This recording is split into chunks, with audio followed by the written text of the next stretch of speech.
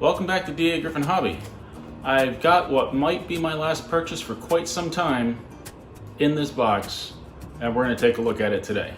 Which box? This box. It's going to be a good one. Hope you enjoy the video.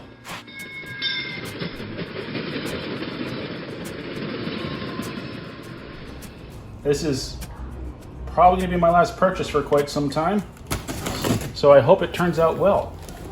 Paid a little bit more for shipping than I would have liked, but overall, if this is in good condition, the price was good. So sometimes you got to deal with it. All right, I'm going to get this off the table. I love that box. Done a bit of purchasing recently, and I really need to knock it off, fix some of the stuff I have, maybe sell some things. The chances of me fixing stuff during the summer are pretty slim though, so I might be done until next winter. Limited 1-year warranty. I think that's expired. Die-cast New York Central Hudson with die-cast tender 6/8406. Of course, I would like older ones, but this is a good price. Box is in good shape. It's got paperwork inside. I'm nervous. All right, let's open it. Tackle that tender.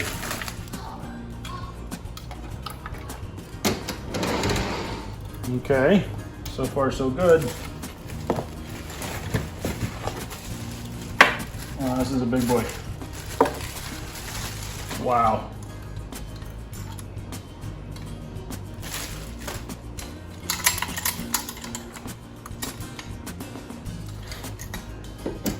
That is a big engine. It looks pretty good. Where's the E unit? Is that in the tender? Get this stuff out of the way. Take a look.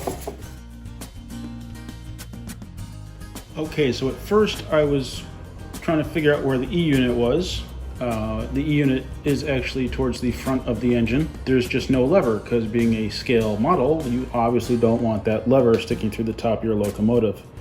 So what they did was, I think, very interesting, and I haven't seen this before. I'm sure plenty of other people have, but the E unit is operated by this wire that's plugged into the jack on the back of the motor. When it's in the left position,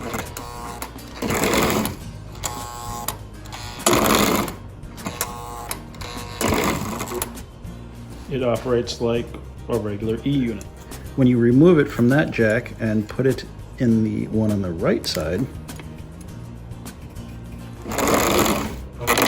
it's like moving the lever on the E unit. It now is stuck in whatever position it was in before. So now it's in reverse. So if I take that wire out, put it back in the left, and give it power, the E unit is then working again. So if I want to go forward, this is forward, neutral, reverse, neutral. Now if I move it, it should be in forward.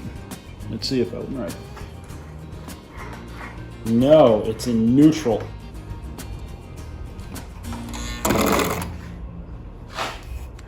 Okay, so it went forward.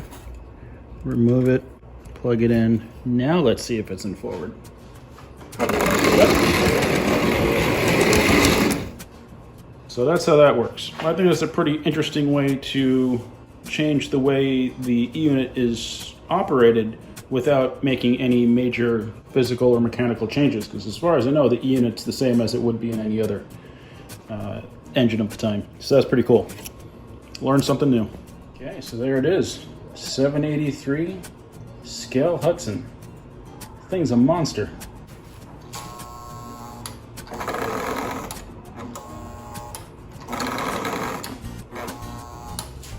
There's no noise coming from the tender. Could be just a broken wire, the board could be shorted.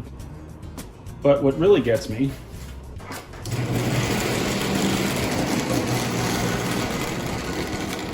is the size difference between this 783 scale Hudson and the traditional sized, like the 8206.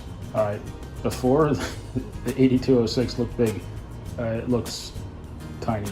The model, the one that has the spoked wheels, must be gorgeous. I mean, this is pretty neat, but I'm psyched to have it.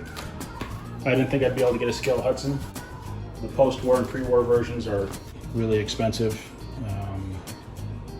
This one really wasn't bad. I was upset because I missed one on eBay a couple weeks ago that was for a good price.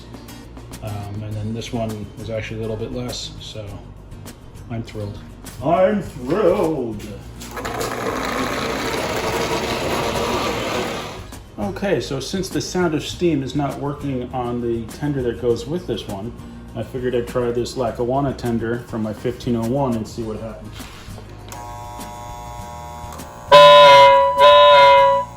Whistle works.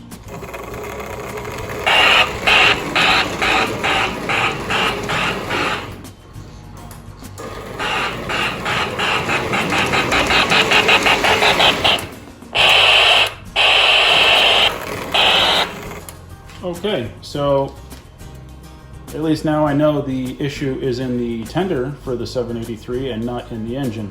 I'm thinking probably the board is shorted. Maybe it's not, maybe it's fixable. One thing I noticed about this engine, especially compared to the others that I'm used to, is that this runs very slow. I did read online that it was geared that way to be more realistic, prototypical speed.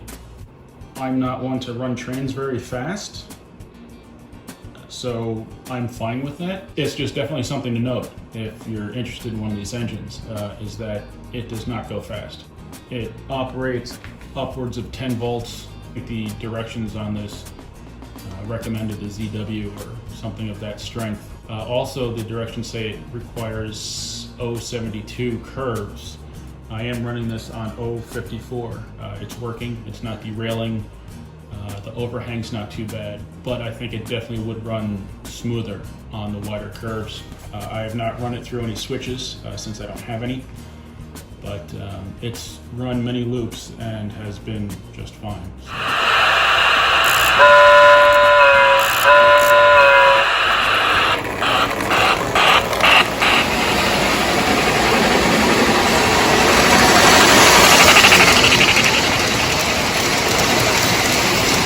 So that speed was with the throttle on my ZW pinned, and that's as fast as this one goes. It's pulling 5 post-war 2500 series cars. Maybe it'd go a little faster with modern cars that are a little lighter.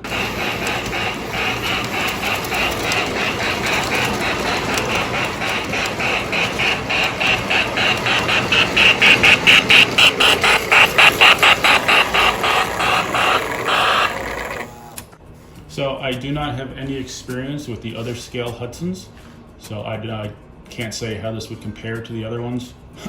I would love to check, but I don't think that's going to happen. So that's the 68406 Lionel 783 scale Hudson.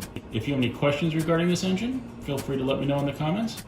As always, thank you very much for watching. I appreciate you taking the time to watch my videos and comment and like. If you've already subscribed, thank you very much. I appreciate the support. If you haven't, since you're here this far, please go ahead and do so. So thanks for watching, and I'll see you all next time on dagryffyn Hobby.